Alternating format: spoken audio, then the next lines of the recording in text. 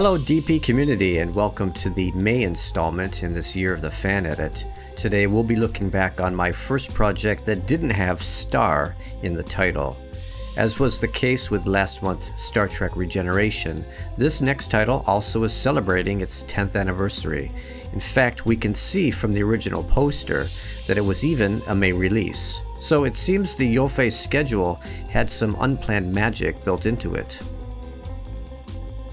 Like Regeneration, the Artificial project was primarily about reworking the ending. However, what made this project very special was how it came to be, its genesis. It was the first time my editor brain had kicked in and taken over while I was watching a movie I hadn't seen. That movie was 2001's AI Artificial Intelligence. You have to understand, this is not how I normally work. What usually happens is that I think about the particulars of a movie for months or years. Ideas, methods, and strategies will percolate until the moment I'm inspired to take action, and by then, I've probably watched the original material a dozen times. But in this eventful case, there was something going on in this film which was so overtly beautiful but grossly neglected by Spielberg that my brain went on autopilot trying to reinvent the narrative in real time. So, in the span of maybe 1 hour, one evening, in front of my television, the idea for the Artificial was born. Having decided to edit AI with a new ending strategy, I naturally gave thought to other moments in the film that I might want to change. If you remember, AI opens with a narration prologue about rising sea levels. The first change I made was to reconstruct a more conventional opening title sequence, one that dovetails immediately into Professor Hobby's presentation about advancing mecha technology. In fact, it is during this key scene that the seeds for the Artificial's new ending are planted.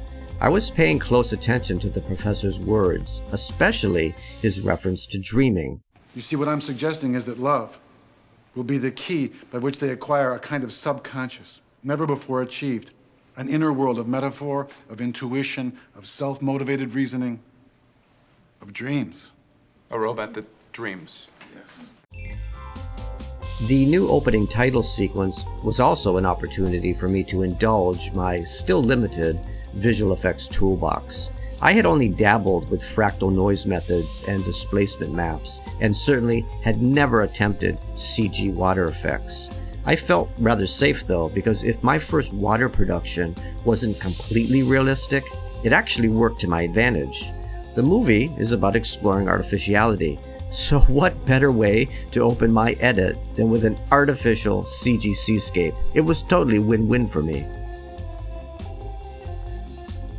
At almost 2.5 hours, AI is a long movie, so I was also looking for some general ways to trim down the running length.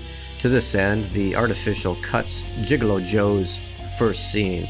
I determined that his second scene already did a fairly good job of establishing that he was a pleasure mecha, and of course it is the second scene that explains why he is on the run.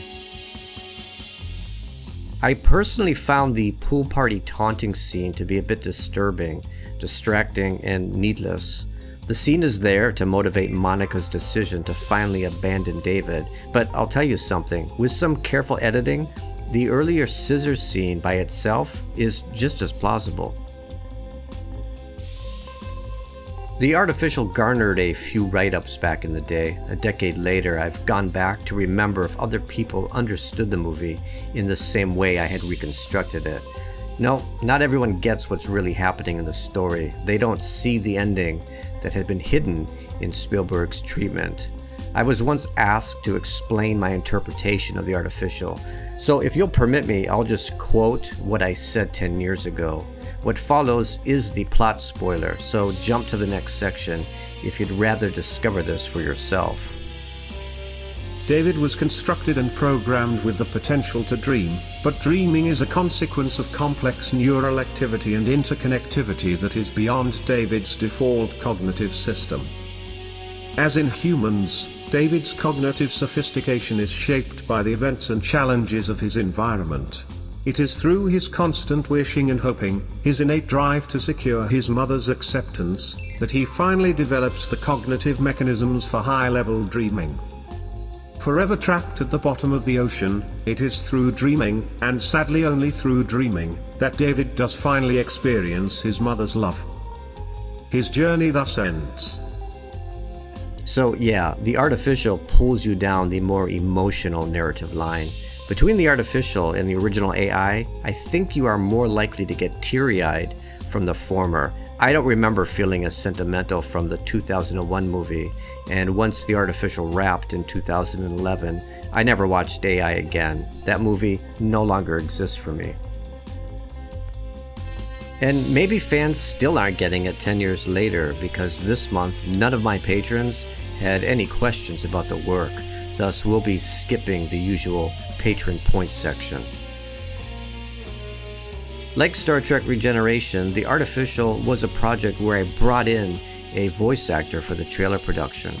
I thought Steve McDaniel did a wonderful job here. His wise, paternal narration feels appropriate. Imagine a time when the Earth's ice caps have melted, and artificiality is the staple of society. I propose that we build a robot child. Digital Fanedits presents A robot child who will genuinely love the parent or parents it imprints on with a love that will never end. a Delimited Productions Fanedit. Can you do power stuff like fly? Can you? I'm real. Journey I love you, Mommy. to the place where dreams begin. I hope you never die. The Artificial.